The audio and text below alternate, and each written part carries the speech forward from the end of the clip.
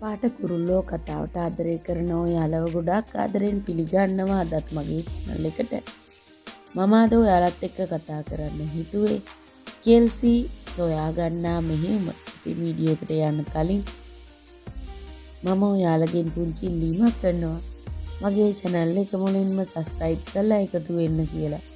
ඒ වගේම like කරන්න, comment කරන්න, තවත් නොදන්න යාළුවෙකුට දැනගන්න share කරන්න කියලා. ඉතින් දැන් කෙවින් හොඳටම කලබල වෙලා ඉන්නේ. අම්මා කතා කරලා කෙවින්ට විස්තර කිව්වට පස්සේ කෙවින් හොඳටම බය වෙනවා. මොකද දේපල හානි වුණාට සහෝදරියට මේ වෙච්ච දේ ගැන ලොකු පසුතැවීමක් දුකක් ඇති වෙනවා කෙවින්ට. මොකද එහෙම දෙයක් වෙන්න කීයටම හොඳ නැහැ. මොකද අක්කා එයාගේ පණ වගේ ආදරය කරනවා. ඉතින් පොන්සේකටත් එහෙමයි. එයාගේ මේ සියලුම දේපලවලට වඩා වටින්නේ ඒ දරුවෝ දෙන්න. ඉතින් කොහොම වුණත් කෙල්සි තාත්තයි හිත රිද්දෝගෙනනේ හිටියේ මේ බිස්නස් එක කඩා වැටුණාට. ඉතින් කොහොම හරි යාන්තමට ඒකේ ප්‍රශ්න ටික විසඳගෙන ඉද්දි තමයි මේ මුදල් නැතිවීම සිද්ධ වුණේ. ඉතින් මේක ගැන හොයන්න එන අතරමඟදී තමයි අතර මේ කෙල්සිට මේ ප්‍රශ්නෙට මුහුණ දෙන්න උනේ. නමුත් මේ හැමදේම පිටිපස්සේ නුරාන් ඉන්නවා කියලා කෙවින් හොඳ ආකාරවම දන්නවා. ඉතින් කෙවින් ගොඩක් කල් ඉඳන් තමයි නුරාන්ගේ පස්සේ පන්නන්නේ. නමුත් එයාටත් නුරාන්ව අල්ලගන්න පුළුවන් කමක් ලැබුණේ නැහැ.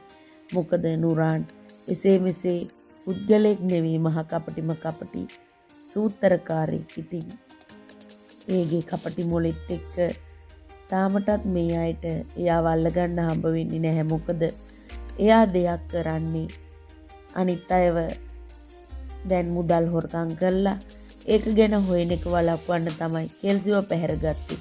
මොකද දැන් හැමෝම මේ මුදල් හොයන ප්‍රශ්නේ ගැන ඒක අමතක කරලා දාලා කෙල්සිව හොයන්න යොමු කරව ගත්තා. අන්න එහෙම කපටි ප්ලෑන් එකක් තමයි ඇත්තටම මේ නුරාන් ගැහුවේ.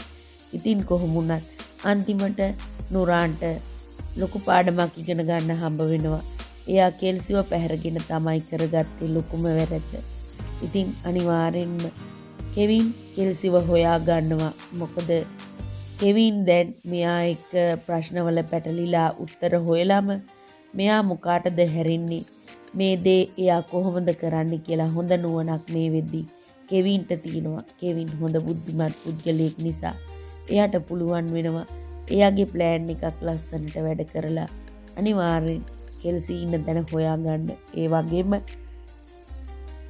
මේ මුදල් වංචා කරපු ඒවටත් එක්කම හිරේ ලගින්න සිද්ධ වේවි නුරාන්ට.